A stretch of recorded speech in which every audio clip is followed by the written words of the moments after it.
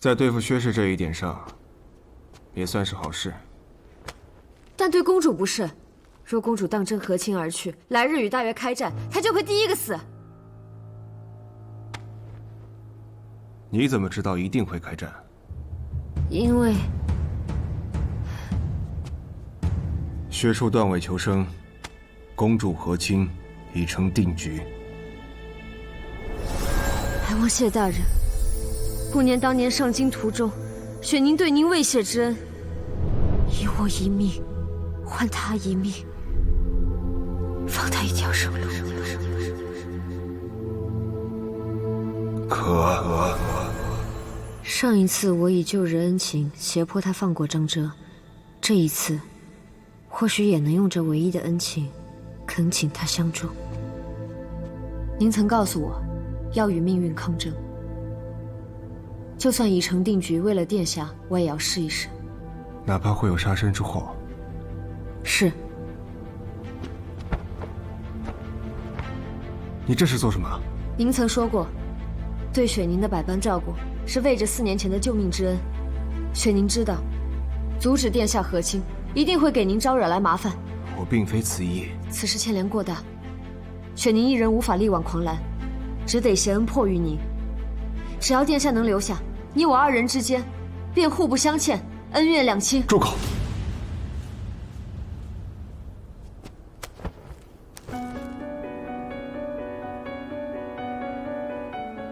你就这么不想跟我有一丝瓜葛？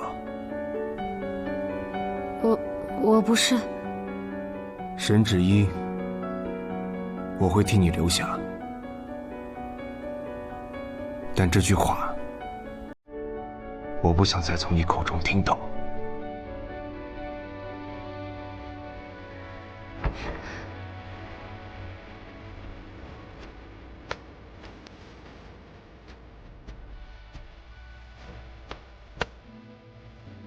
雪宁告辞。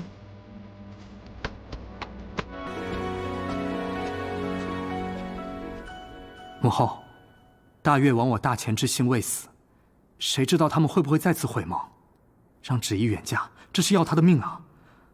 母后，求您和皇兄收回成命吧。如今圣旨已下，你让哀家怎么办？难道去驳斥圣旨吗？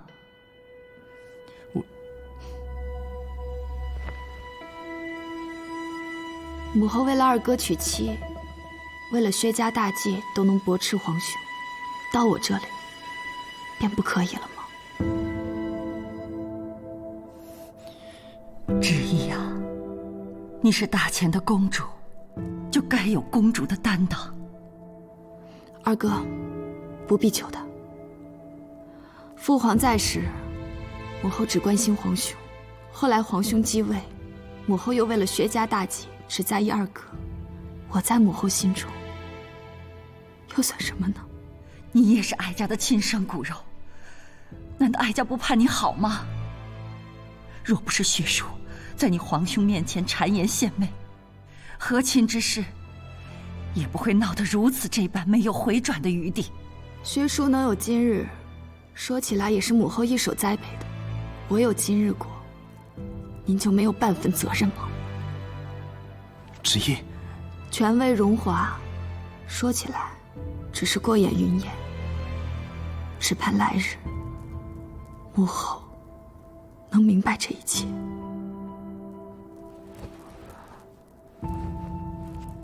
芷依，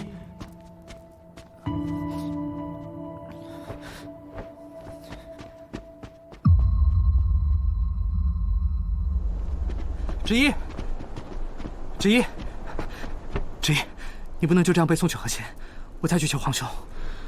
该说的该求的，你都为我说了多少次了，没用的。皇兄不会轻易下旨，一旦下了便无法更改。二哥，你自己的事已经够麻烦的了，就不要再为了我去惹怒皇兄和母后了。可是你的选妃之日马上就要到了，二哥还是先想想怎样才能不辜负人家江姑娘吧。我们2个若没有生在帝王家，就做一对普通兄妹，那该多好。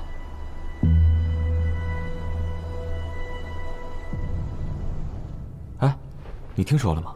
圣上已经下旨，定了长公主去和亲了。实在窝火。你说说，大钱怎么会沦落到这种地步？不过最近很多人都在传要薛家姑娘去和亲，怎么突然就定了长公主？薛姑娘，人家现在可是圣上的贤妃了。再说了，薛家树大根深，谁知背后又使了什么手段？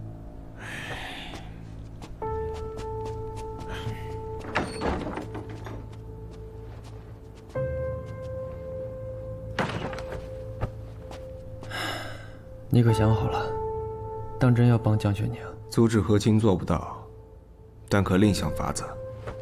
这可是公主和亲，你有什么法子呀？我问过礼部了，和亲定在3月21。公主于太极殿拜别之后，便会一路出京，由禁军护送北上，而后再与大越王子在草原上行合卺之礼。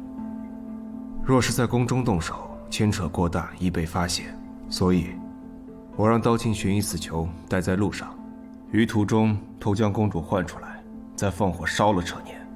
届时死无对证，世人皆会以为公主丧生火海。哦，这个办法好。如此一来，也可绝了朝廷寻找公主的后患。不过，这和亲未成，大越焉能善罢甘休啊？放心，我会让刀卿伪装成大越人去放火，到时候他们百口莫辩，就算是想开战，也会受到天下人的口诛笔伐。而且，倘若真的开战，朝中并无可用之帅，届时正好借机迎回咽喉。你这到底是为了帮江雪宁，还是为了完成你自己的计划？有什么分别吗？若你二人只是合作，自然没什么分别。不过要迎回咽喉，只需要杀了沈芷衣，挑起两边战乱不就行了吗？你冒这么大风险为他救公主，但凡中间出了什么差错，这么多年的布局可就毁于一旦了。哎，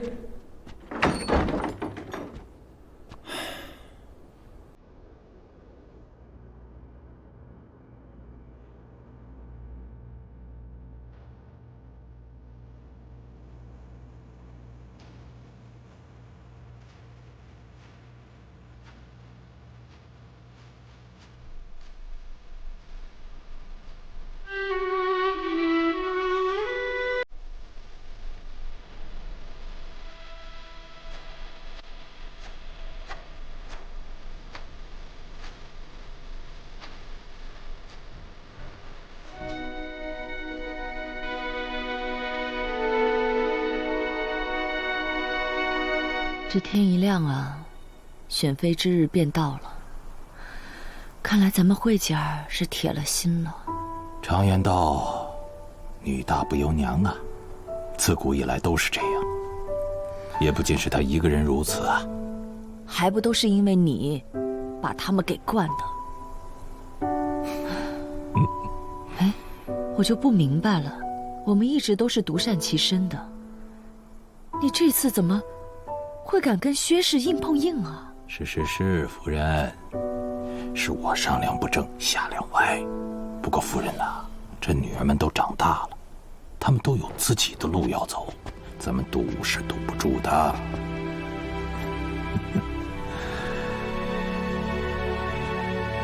啊，就像这月亮，它的阴晴圆缺自有定数，我们是改变不了的。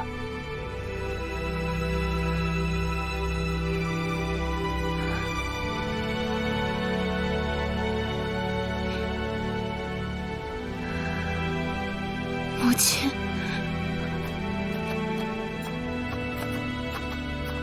姑娘，走吧，别误了入宫的时辰。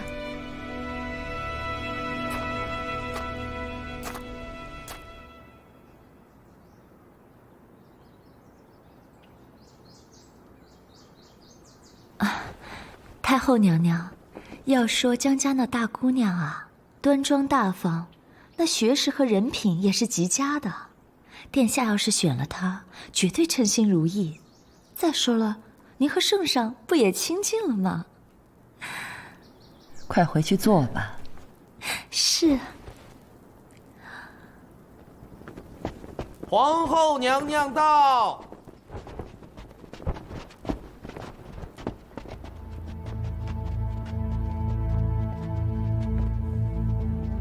见过太后娘娘。她怎么来了？回母后，这是圣上的意思。哼，看看哀家的好儿子，好侄女儿啊！薛姑娘当真做了贤妃了，看来传言不假呀。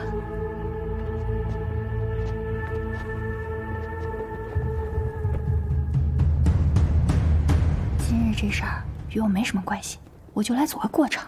我早晨出门的时候算了一卦，今日的时辰不太吉利，我倒要看看是哪个倒霉蛋当选。临淄王到。殿下今日就要抱盾美人归了，为何还闷闷不乐？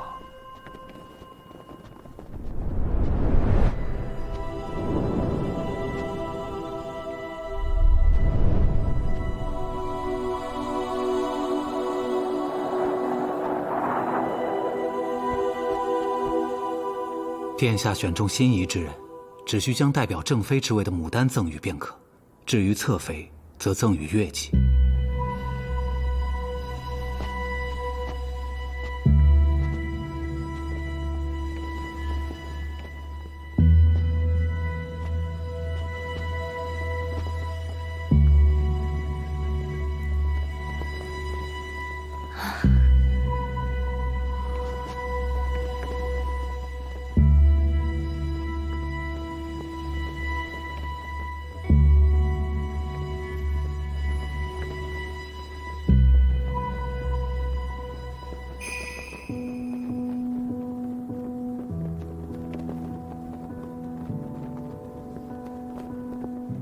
那个江雪慧牵扯风波太多，绝不能给她正妃之位。明日只能给她个侧妃，这是哀家做的最大让步。母后，若不能娶江雪慧为正妃，那儿臣宁愿一生不娶。你个混账东西！母后息怒，胡闹！你要知道，你是临淄王，没有任性妄为的权利。母后愿意让江家女进你府中，这已经是格外开恩了。母后，江雪慧究竟是哪一点不好？您为何对她如此大的恶意？她错就错在，居然能够让你忤逆哀家。你是哀家几个孩子中最为听话的，却为了一个女人牵扯出这么多事端来，你让哀家作何感想啊？哼！既然不愿意选妃，你就在这儿跪着吧。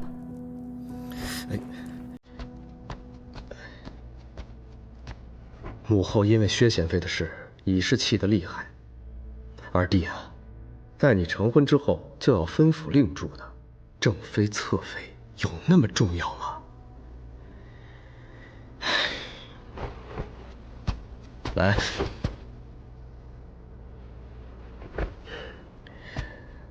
你真的以为朕想纳薛叔，你拒了薛氏女为妃，薛家颜面扫地，定国公心生怨愤。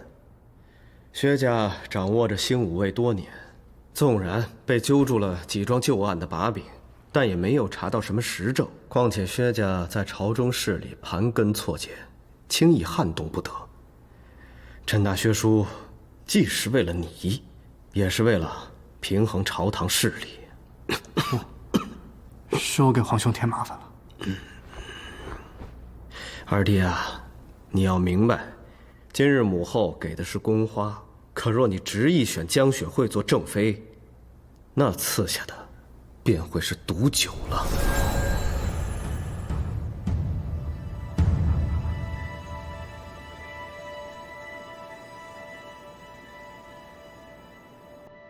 对不起。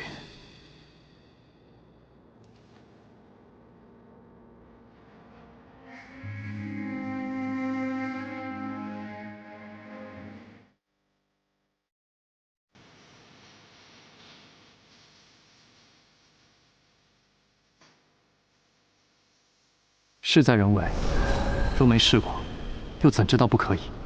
只要你愿意参选，愿意踏出这一步，余下的路，自由我来走，好吗？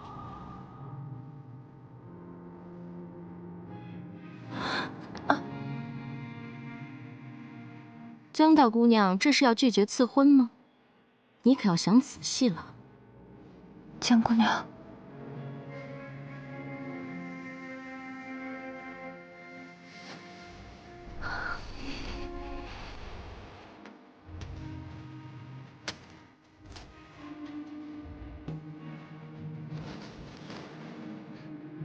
谢临淄王殿下恩赏。姐儿，正妃还没选呢。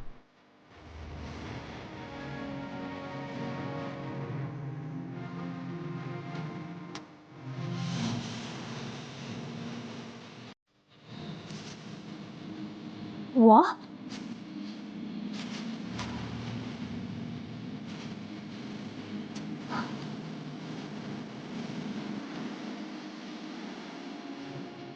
早知今日出门时辰不对，果然到了谢梅了。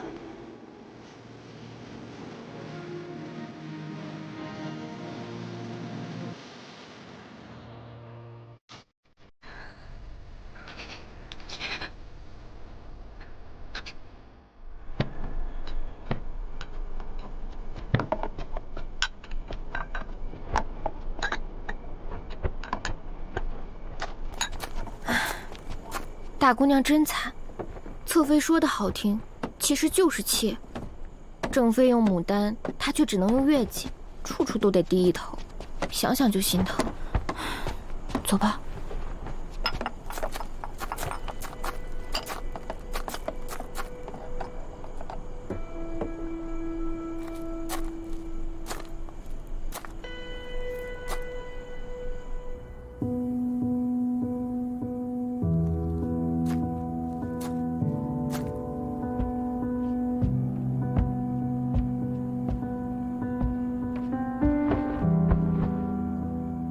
很早以前，我就在白果寺给婉娘封了盏灯。当我即将嫁入王府，怕不能适时而出了，为免她孤苦，我特求了父亲母亲，将此灯接回。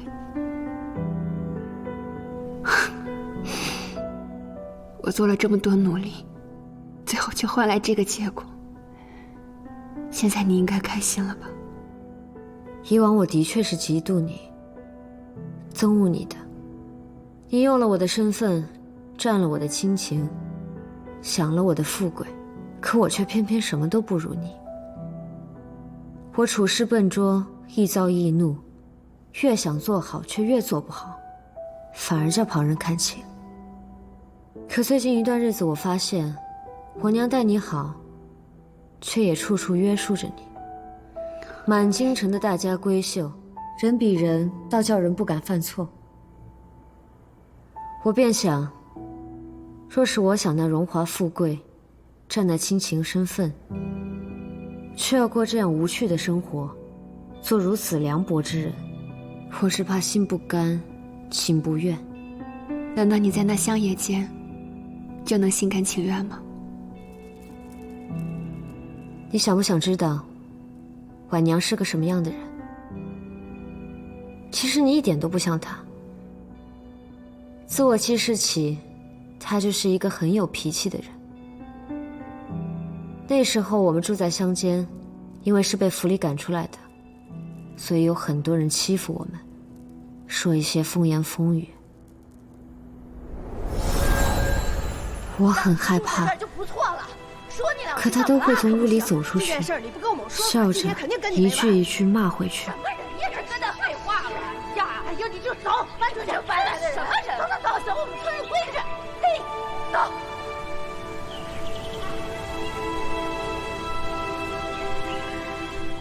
你敢信吗？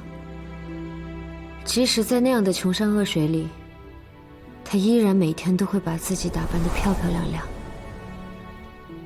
就算是用最劣质的脂粉，他识文断字，教我读书，教我算账，还告诉我人要有自己的傲气。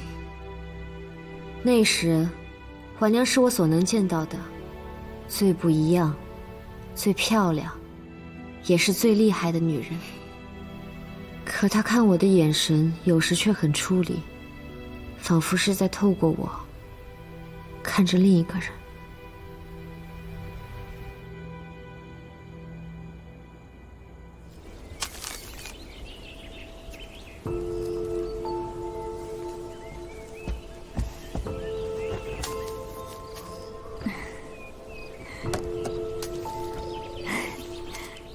真漂亮。府里的人不让你回京城没有关系，总有一天我会带你回去，给你买最好的胭脂和衣裳，让别人再也不敢欺负我们。你要想回京城，你一个人滚回去好了。直到后来，我知道了自己的身世，回想着以往的一切，才明白他为什么喜怒无常，又为什么用那样的眼神看着我。他不想回京城，或许是在害怕，怕回了京，真相一旦暴露，我会不要他，更怕误了你这亲生女儿的大好前程。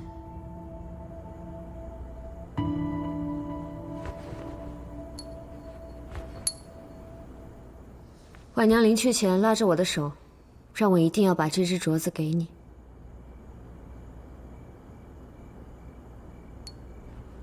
她走的时候，我死死攥着这只镯子，哭了2天3宿。等我到了京城见到你，我便想，就算我死了，这只镯子我也不会给你。若我是你，或许我也会如此吧。他不算对得起我，可我却对得起他。他的遗愿我兑现了，该还给你的我全都还给你。路你既然已经选了，那便好好的走下去。侧妃又如何？还能比你我这互换身份的处境更艰难吗？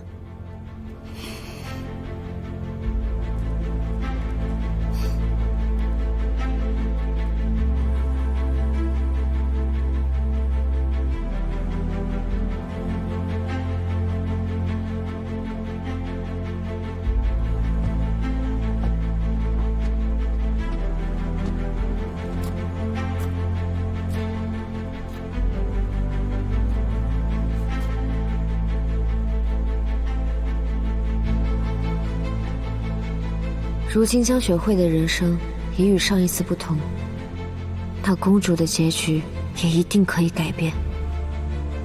这次还有些微相助，一定可以。什么？护送公主的禁军换成了新武卫？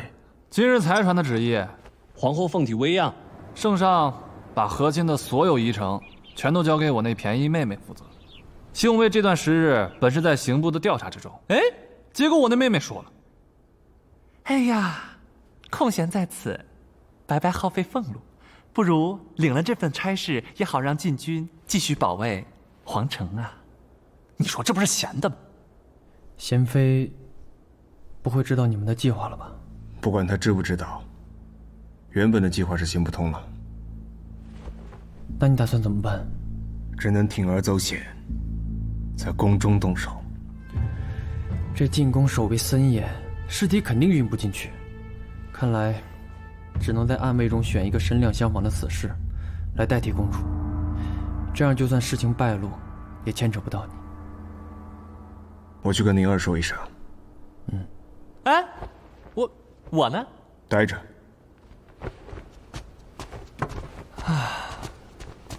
得，我也是闲的，多余问。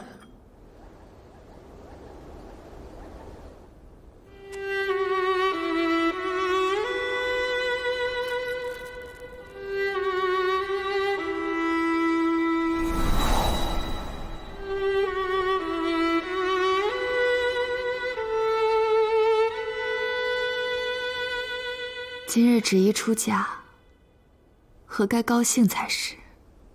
咋还苦着脸呢？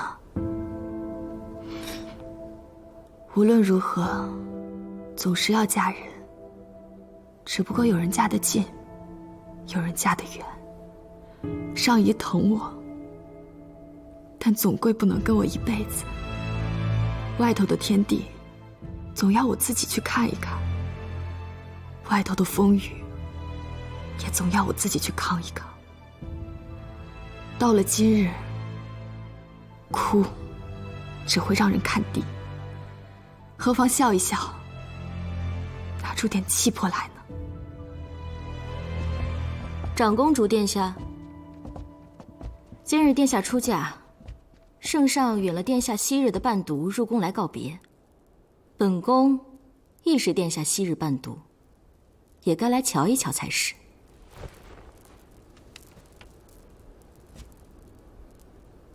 贤妃娘娘带这么多人来我鸣凤宫，是怕本公主跑了不成？公主未必会逃走，但保不齐有人想来救啊。公主那日巴巴的去见了江雪宁，她可是个胆子颇大的。本宫今日先提醒殿下一句，若她今日再做出什么出格的事来，可别怪本宫不留情面。那日你在泰安殿外说是我们联手将你害成这样，其实就算你能嫁给我二哥，到最后也不过是这副嘴脸，只不过是藏得更久些罢了。薛叔，本来你我乃是表姐妹，我自然也对你亲近些。但是最近本公主有句话藏在心里，很想对你讲。你知不知道你这样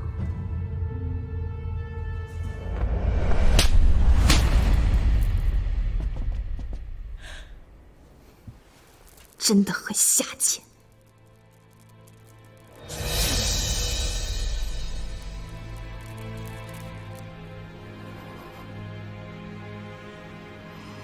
若能不下贱，谁不想有尊严的活着？本宫今日也有一句话，早想对殿下讲了。从很小的时候，我便在想，这样骄纵任性的公主，换做我也做的。公主殿下高高在上，不知人间疾苦，又怎会知为人臣、为人奴的难处？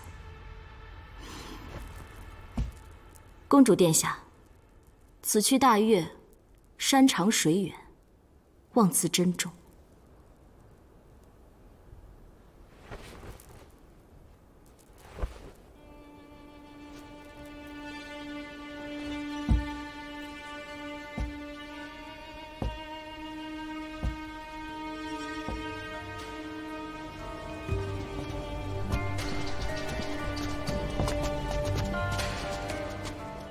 鸣凤宫原本家守的守卫都退掉，分别退守东北、西北两道宫门。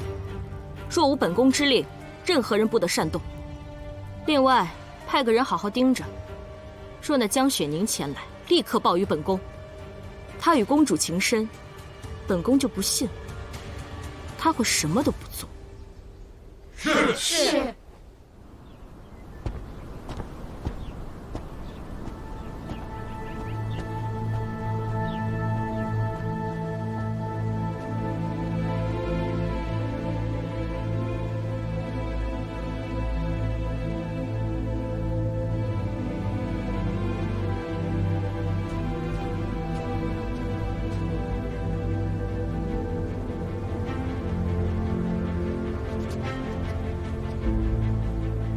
殿下，其他的伴读都已经来告别过了，你也在这儿站了许久了，江二姑娘或许有事来不了了。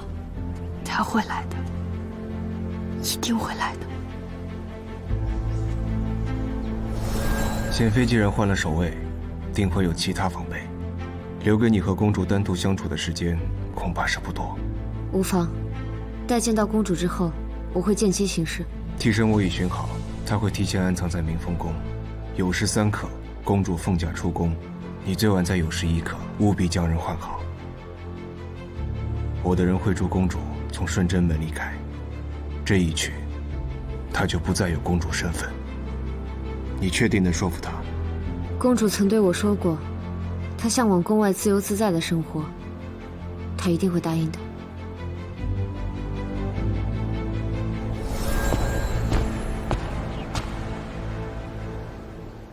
殿下，时辰不早了，圣上跟太后娘娘已经前往太极殿了，你也该准备准备前去拜别了。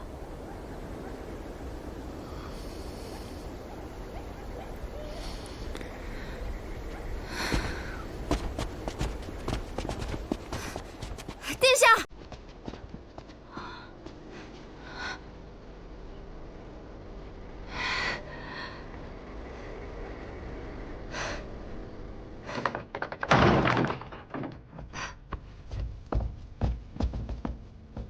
殿下，时间紧迫，我长话短说。茵茵事宜我已安排妥当，我现在就替您改头换面，让人悄悄带您出宫。1刻钟后，明凤宫会有一场大火，到时一切都会化为灰烬，连尸首都找不出。从此世上再无乐阳公主。您出宫以后，天高海阔，自由自在，想怎么活就怎么活。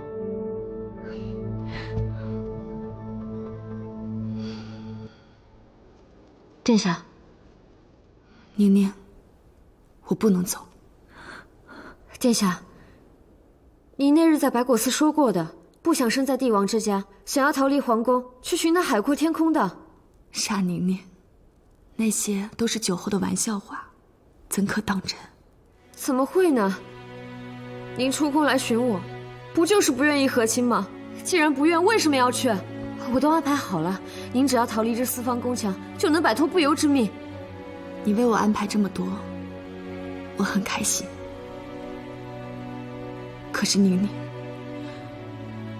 这天底下谁都有资格逃走，可唯独我不能。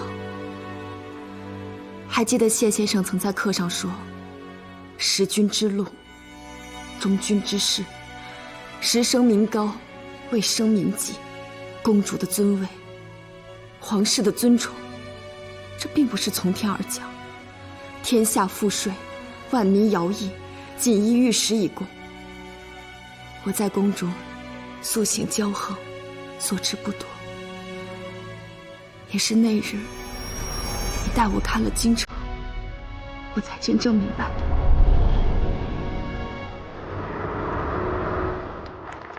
我若走了，和亲不成，战事必起，国有大灾，忠良无尽，战岂能胜？皇族倾覆事小，黎民受苦最大。不管朝廷内里如何坏朽，我终究是大钱的公主。大钱又不是你一个人的大钱，凭什么让你一个人去承受？殿下，你要是嫁去了大院，你会死的。我求求你，我求求你不要这么深明大义，你当一回坏人吧。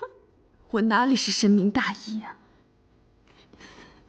我是害怕，我怕我逃走了，只会沦为一介畏首畏尾的懦夫。我怕逃了这责任，他日这天下生灵涂炭，我在婴孩的哭声中挺不知脊梁。别这样，别这样，殿下，我带你出宫，我带你走。我意已决，去国万里，归途遥遥。你别哭着送我走，好吗？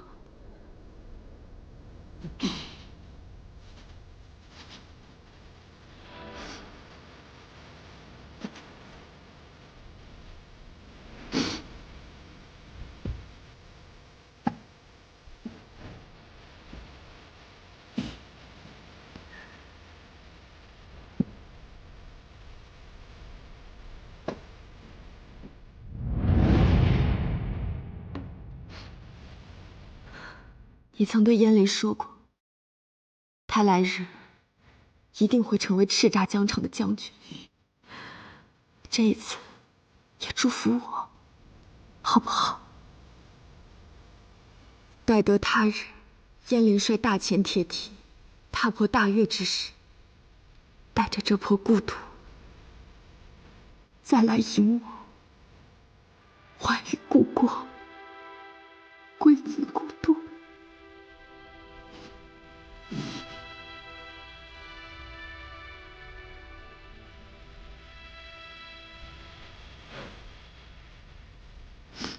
年年，别哭。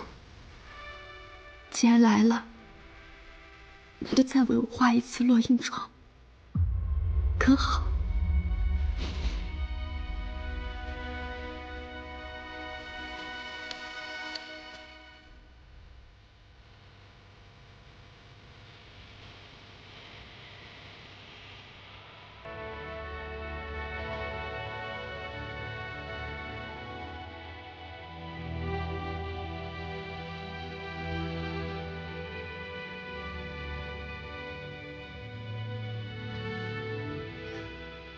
昔日你告诉我，只要内心足够强大，便可以无所畏惧，无人能伤。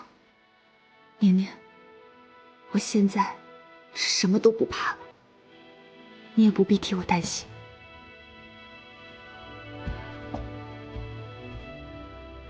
殿下，圣上跟太后娘娘移至太极殿，您也该过去了。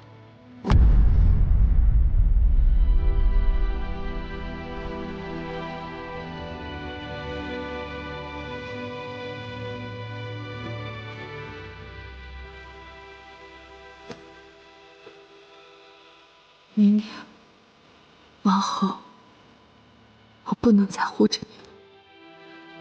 以后你莫要再冲动，我不在，你一定要好好照顾自己，好好保护自己，知道了吗？我走了。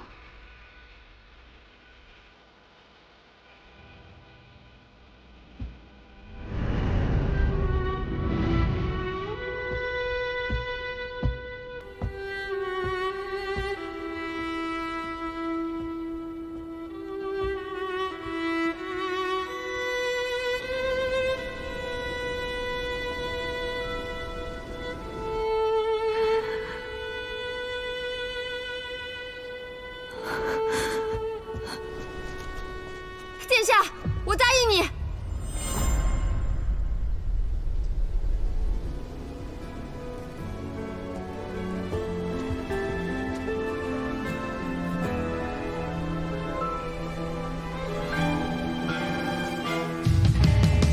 我向你允诺，他日铁蹄踏破大岳之时，我将带着这抔故土，迎您还于故国，归于故土。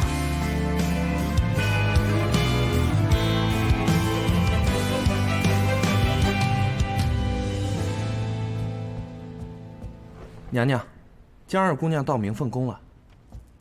传本宫令，立刻封掉北边宫门，其余人随本宫去明凤宫。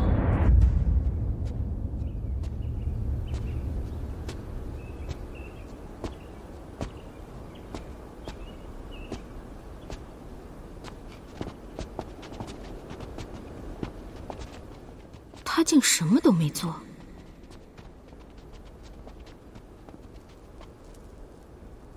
看着公主离去，却无能为力，这种滋味好受吗？是你推他去和亲的，指使张遮当庭状告，害我不能嫁给沈介，又暗中推波助澜，将我送上贤妃之位的，难道不是你吗？路是你自己选的，怪在旁人头上，也掩盖不了你的自轻自贱。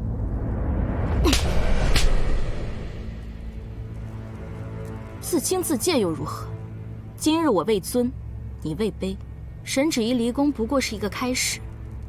江雪宁，我所遭受的一切，我会一点点，全部还在你身上。你笑什么？你以为就凭你几句话，就能逼走公主？殿下去和亲，那是他心甘情愿，是他的担当与勇气，而你自私狠毒，贪权好名。你这样的人，我连多看你一眼都嫌脏。